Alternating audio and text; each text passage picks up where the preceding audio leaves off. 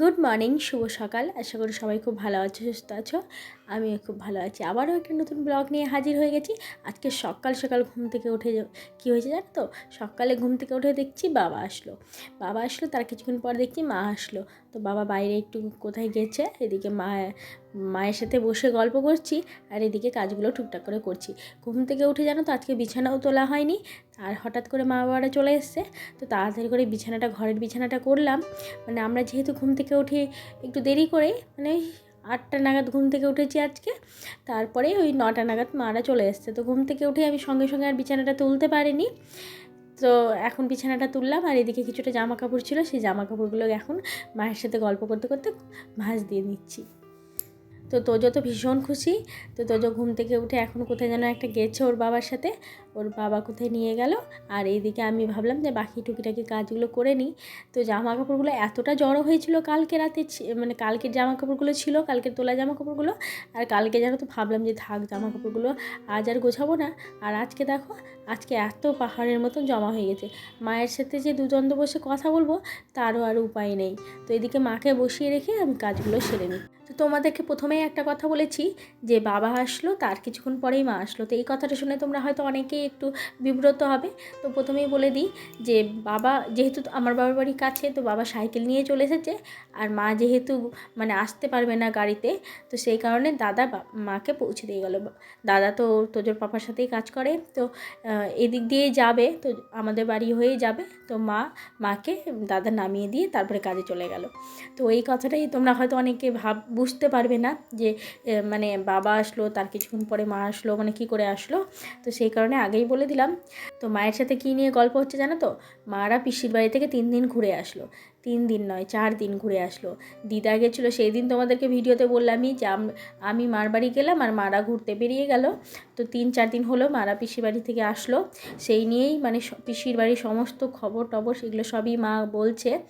আর আমার পিসির বাড়ি থেকে মানে পিসির 3টে মেয়েরই বিয়ে হয়েছে, সবার বাড়ি মা ঘুরে আসলো।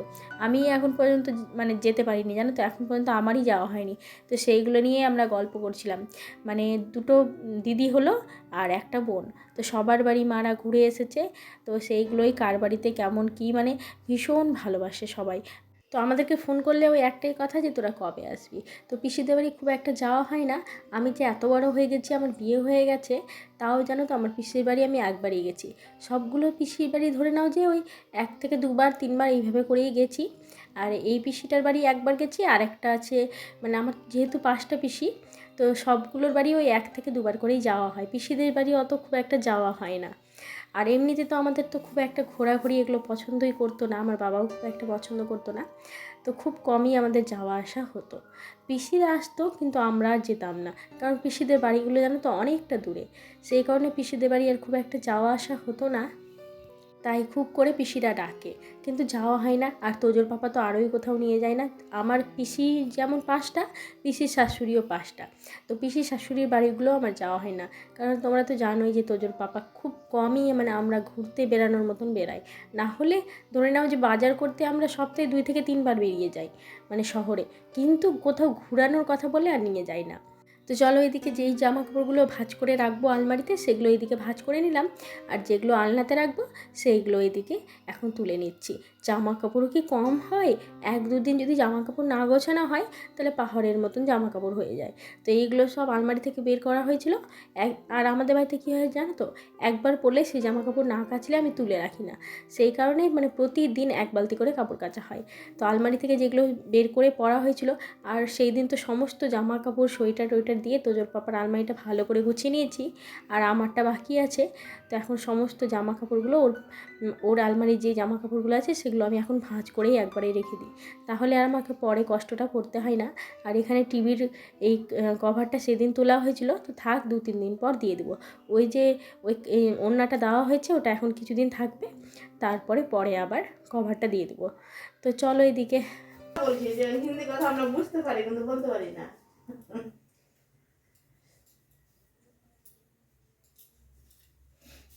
খুবই সুন্দর জগন্নাথ বাবা।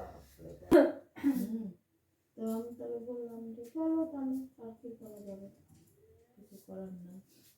তো আবার ফির বুলটির ফোনে ফোন লাগছে না, বুলটির ফোন লাগছে না, কত ইয়ে করো, ফোন লাগছে না করতে করতে তাহলে আমি ভাবলাম যে তাহলে কীভাবে যাব। তো তাহলে আগে ইয়ের বাড়ি যাই, জবার বাড়ি যাই। তারপরে জবার বাড়ি আগে গেলাম, তারপরে জবার বাড়ির কাছে গেছি, তখন বুলটি ফোন করলো ঘুরিয়ে। তো বলছে বাবা জবার বাড়িতেই যাও, জবার বাড়ি থেকে তারপর আমার বাড়িতে আসবা, আমার বাড়িতে রাত থাকবা। তারপরে জবার বাড়ি থেকে ওর বাড়ি গেলাম, গিয়ে ওর বাড়িতে রাত থেকে ভোরে উঠে চলে আসলাম।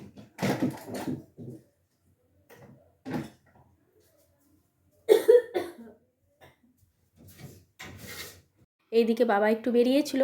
আর কি হয় বলো তো, মানে কোথাও আসতে গেলে একটু আশেপাশে না ঘুরলেও হয় না। যারা চেনা জানা আছে তাদের বাড়িতে একটু যাওয়া আসা, গল্প করা, রাস্তায় দেখলে কথা বলা, এরকম কিন্তু হয়। আমার শ্বশুর শাশুড়ি আসলেও তারাও কিন্তু এদিক ওদিক এসে এর বাড়ি ওর বাড়ি একটু দেখা করা, কথা বলা। আর এটাই হচ্ছে আমাদের জীবনে কি আছে বলো তো, এই গল্প ছাড়া, কথা বলা ছাড়া, মানুষের সাথে মানুষের ভালো আচরণ, মানে ভালোবাসা, এগুলোই তো আর জীবনের সাথে করেই তো নিয়ে যাওয়া হবে, তাই না? তো মারাও যেমন আমার বাড়িতে আসলে আশেপাশে চেনা জানা আছে তাদের বাড়ি ঘুরে আসে, তো আমার শ্বশুর শাশুড়িও তেমন। আমার শাশুড়ি যেহেতু এটা বাবার বাড়ি, তো আমার শাশুড়ি খুব একটা অসুবিধা হয় না, কিন্তু শ্বশুরমশাইয়ের একটু অসুবিধা হয়, কারণ এখানকার জামাই তো খুব একটা কারোর বাড়ি যেতে পারে না, আর আসলে না খুব বিরক্ত হয়, কারণ ওই ঘরেই বসা। আর গ্রামের মানুষ তো, মানে আমাদের মতন সবসময় ঘরে বসা, ঘরে থাকা, এগুলো কিন্তু খুব একটা পারে না। আমার বাবাও যেরকম এখানে আসলে যে ঘরে বন্দি হয়ে থাকা, এগুলো খুব একটা পারে না। এখন যেহেতু আমাদের টিভিটা নেওয়া হয়েছে, তো আগেকার যুগের সিনেমাগুলো আমরা চালিয়ে দিই, ওগুলোই বসে বসে দেখে। তাও জানো তো অতটাও ভালো লাগে না, সব সময় কি ঘরে বসে থাকতে ভালো লাগে? তো এদিকে আমি মাদের জন্য একটু মুড়ি মাখিয়ে নিচ্ছি। তোজোর পাপা কালকে শশা নিয়ে এসেছিলো, সেই শশা দিয়ে একটু মুড়ি মাখিয়ে দিচ্ছি। তোজোকে স্কুলে পাঠিয়েছি জানো তো, কারণ ও বিরক্ত করবে। তাও বলে গেছে যে দাদু দিদুনরা যাতে না চলে যায়, আমি স্কুল থেকে আসবো তারপরে যাতে যাই। তো স্কুলে তো যেতেই চাইছিল না, জানোই তো বাচ্চারা, মানে কেউ আসতে গেলে বাড়িতে কতটা আনন্দ হয়ে থাকে, তো স্কুলে একদমই যেতে চাইছিল না। তো আমি জোর করেই পাঠালাম, যেহেতু ছুটির খাতাগুলো আছে, সেই খাতাগুলো দেবে, তারপরে আবার দোলের ছুটি পড়ে যাবে, সেই কারণে আমি জোর করেই পাঠালাম। তো বাবারা এসে অনেকক্ষণ হয়ে গেছে, যেহেতু বাড়ি থেকে চা খেয়ে এসে, তাই আর চা করে দিইনি। এখন মুড়িটা দেবো, মুড়িটা খাওয়ার পর চা করব। তো মুড়ি খাওয়ার পর যেহেতু একটু চা না খেলে না একদমই ভালো লাগে না, তো একটু চা করে দেবো, তো আগে মুড়িটা দিয়ে দিই। এইদিকে তোজোর পাপা বাজার করে দিয়ে গেছে, তো রান্নাটা করে নেব। তাড়াতাড়ি একটু রান্নাটা করব, কারণ তোজোর পাপাও খেতে আসতে পারে, যেহেতু কাছেই কাজ করছে, তো খেতে আসতে পারবে, সেই কারণে একটু তাড়াতাড়ি রান্নাবান্নাটা সেরে নেব। তারপরে বাকি কাজগুলো যেগুলো থাকবে সেগুলো করব। কারণ কি বলো তো, যখন খেতে আসবে তখন যদি মানে ওই এসে দেখে যে রান্না হয়নি, তখন আবার বেরিয়ে যাবে কাজে। ও একটু যে মানে থামবে, বসবে, যে না থাক একটু 5 মিনিট বসি, তেমনটা কিন্তু না। একদিন জানো তো কী হয়েছিল, মানে রান্নার আমার ঝোলটা ফুটছে, মানে সমস্ত কিছু কমপ্লিট, শুধু রান্নার ঝোলটা একটু ফুটতে দেরি হয়েছে, ও ওইভাবে বেরিয়ে চলে গেল, একটুকু বসবে না জানো তো, মানে এত তাড়াহুড়োতে থাকে, মানে কি বলবো, দুদণ্ড যে বসে খাবে, আর খেতে গেলেও এত তাড়াতাড়ি খায়, কি বলবো।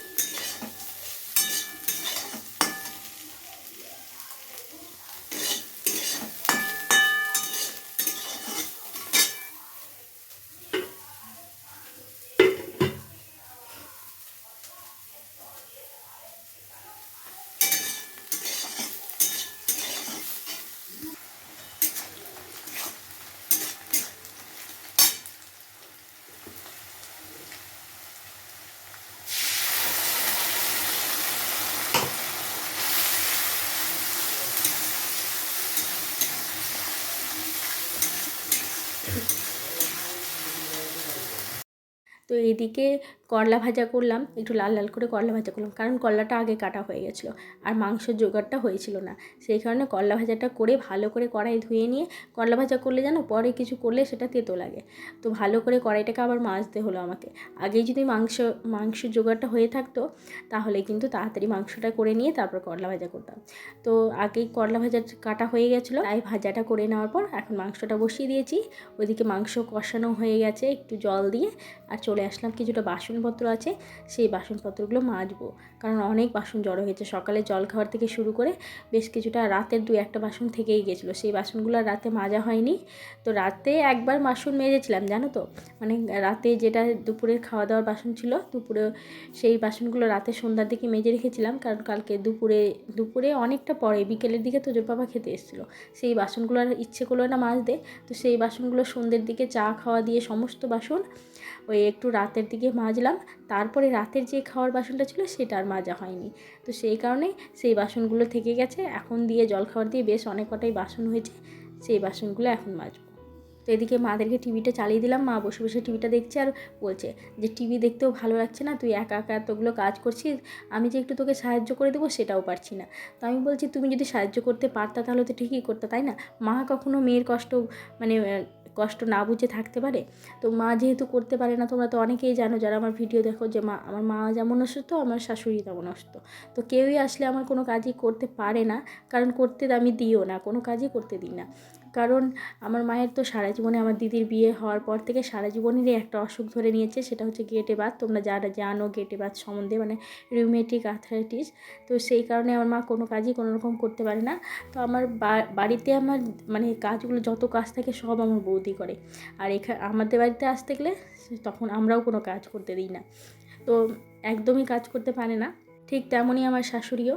তো আমার শাশুড়ির একটু প্রবলেমটা আলাদা, আমার শাশুড়ির স্পন্ডিলাইটিস হয়েছে, তো একদম চরম পর্যায়ে জানো তো। এখন ফিজিওথেরাপি ছাড়া কোনো উপায় নেই, এত যে ডাক্তার দেখাচ্ছি সব একই কথা বলছে যে এখন আর ফিজিওথেরাপি ছাড়া কোনো উপায় নেই, একবারে চরম পর্যায়ে চলে গেছে। তো আমার শাশুড়িকেও কোনো রকম কাজকর্ম করতে আমি দিই না। আর ওখানে মানে আমাদের গ্রামের বাড়িতে যেতে গেলে সমস্ত কাজই কিন্তু মাকে করতে হয়, কারণ একে স্কুল করা, আইসিডিএসের যেহেতু হেল্পার আছে, সমস্ত কাজ কিন্তু ওখানে করতে হয়। সেই কারণে মানে একটুকু রেস্ট পাই না। এই স্পন্ডিলাইটিসে যেটা বলে যে মানে সবসময় একটু রেস্ট নিয়ে আর ব্যায়াম করতে হবে, অনেক মানে নিয়মকানুন আছে, কিন্তু সমস্ত কাজ করা সম্ভব না আমাদের মতন ফ্যামিলিতে। সেই কারণে মানে খুব একটা হয়ে ওঠে না। সেই কারণে দুই মায়ের মধ্যে কোনো মাই আমাকে সাহায্য করে দিতে পারে না। আর আমাদের সংসারে কাজই বা কতটুকু থাকে, এইটুকু কাজে আবার সাহায্য করে দিতে হয় নাকি? এই যে বলতে বলতে দেখো সমস্ত বাসন কিন্তু মাজা হয়ে গেল। আর কয়েকটা জামা কাপড় আছে, সেই কয়েকটা জামা কাপড় ভিজিয়ে স্নান করার সময় কেচে নিব। এইদিকে রান্নাও কিন্তু আমার হয়ে এসছে। তো রান্নাঘরটা পরিষ্কার করে নিয়ে এই কটা জামা কাপড় আছে সেগুলো কেচে নিয়ে খাবার দিতে হবে। তো চলো তাড়াতাড়ি করে স্নানটা সেরে নিই, কারণ অনেকটাই বেলা কিন্তু হতে চললো। যেহেতু একা হাতে সমস্ত কাজ করা, তো সমস্ত কিছু আর তোমাদের সাথে শেয়ারও করা হয় না, কারণ সবসময় ভিডিও অন করেও কাজ করা হয় না। এদিকে আবার তোজোর পাপাও চলে আসার টাইম হয়ে গেছে। এদিকে বলতে বলতে তোজোর পাপাও চলে এসছে, আমি শুধু স্নানটা করে এসেছি, তারপর দেখছি তোজোর পাপাও চলে আসছে। তো ওকে খাবারটা দিয়ে নিচ্ছি, তারপরে মা বাবাদেরকে খেতে দেবো, কারণ ও যেহেতু কাজে যাবে, কাজ থেকে তাড়াতাড়ি করে বলে এসছে, সেই কারণে বললো আগে বাবাদেরকে খাবার দাও। আমি যে বাবাদেরকে খাবার দিতে গেলে তুমি এদিকে পালিয়ে যাবা, কারণ তুমি একটুকু তর সহ্য করতে পারো না। তো এখানে লাইটটা জ্বালিয়ে দিলাম, একটু অন্ধকার হচ্ছিলো, আর ওই দিকের দরজাটা তো খোলাই যায় না জানো তো। এদিকে তোজোর পাপা খেয়ে চলে গেল, তো আমি পুজো টুজো করে এসে তারপরে বাবাদেরকে খাবার দিয়ে দিচ্ছি। আর তোজো এখনও আসেনি, তোজো যে কখন আসবে। এইদিকে মাদেরকে চেয়ারে খেতে দিলাম, তো মারা বলছে চেয়ারে খাবো, কারণ বাড়িতে কী হয় বলো তো, বাবারা খুব একটা চেয়ারে বসে খেতে চায় না, কারণ এখনও যেহেতু পারছে মাটিতে বসে খেতে, একবার যেন তো চেয়ারের অভ্যাস হয়ে গেলে আর চেয়ারে খেতে পারবে না, সেই কারণে মানে নিচে বসে খেতে পারবে না, সেই কারণে আর খুব একটা চেয়ারের অভ্যাস করে না বাবারা। তো বলছে যে চেয়ারে খাবো, তার চেয়ে মাটিতে বসে খেতে ভীষণ ভালো লাগে। তো আমরাও সবাই কিন্তু চেয়ার টেবিল থাকা সত্ত্বেও মাটিতে বসে খাই। তোজোর পাপাও খুব একটা পছন্দ করে না, মাঝে মধ্যে কোনো সময় হয়তো দিয়ে দেওয়া হয় চেয়ার টেবিলে, তাছাড়া কিন্তু আমরা মাটিতে বসেই খেতে ভালোবাসি। তো বাবাও বলছে যে মাটিতে বসেই খাই নাকি, আমি বললাম থাক আজকের দিনটা চেয়ারে খেয়ে নাও, চেয়ার টেবিলে, কারণ আমাদের বাড়িতে কেউ আসলে সবাইকে চেয়ার টেবিলেই দেওয়া হয়, শুধু আমরাই মাটিতে বসে খাই। ওটা স্কুলের চেক না, স্কুলের চেক কি দেয়, কারণ ওদের আবার চেক দিলে সরকার থেকে টাকাটা তুলবে, স্কুলের কাজ নিলে একটু অসুবিধা। ওই ওটা চেক জমা করতে হবে। হ্যাঁ হ্যাঁ, ফোন পে দেয় না, জানি না, ওদের বেশি স্কুলের কাজে বেশিরভাগ চেকই দেয়, মানে সরকারি যেগুলো প্রকল্প থাকে ওগুলোতে বেশি চেক দেয়। চেক যদি না দেয় তাহলে ওদের অসুবিধা হয়ে যায় টাকা তো। এত ধন সম্পদ কে দেখবে, আমরা কে খাবে, কে তোমরা? তো এদিকে দুপুরে খাওয়া দাওয়া করে এসে আবার একটা সিনেমা চালিয়ে দিলাম। তো এটা সিনেমা ডায়লগ দেখে তোমরা কি বুঝতে পারছো যে এটা কোন সিনেমা? আসলে এটা হচ্ছে বেদের মেজোসনা। তো আগেকার যুগের মানুষ আগেকার যুগেরই সিনেমাগুলো দেখবে, তাই না? কিন্তু আমারও বেশ ভালো লাগলো দেখতে। আগেকার সিনেমাগুলো একটু পুরাতন হলেও সিনেমাগুলো কিন্তু বেশ ভালো। তো এদিকে আমরা সবাই মিলে বসে এই সিনেমাটা দেখছি, আর এই যে দেখো এই পাগলটাকে দেখো গোল গোল করে ঘুরছে, জানি না কি হয়েছে মাথাতে, গোল গোল করে ঘুরছে আর কি একটা যেন গান করছিল। তো আমি ভাবলাম তোমাদের সাথে একটু শেয়ার করি। সবটি খেয়ে নিলি, এবার সসগুলো কে খাবে? সসগুলো নষ্ট, যা এবার কেমন খাওয়া?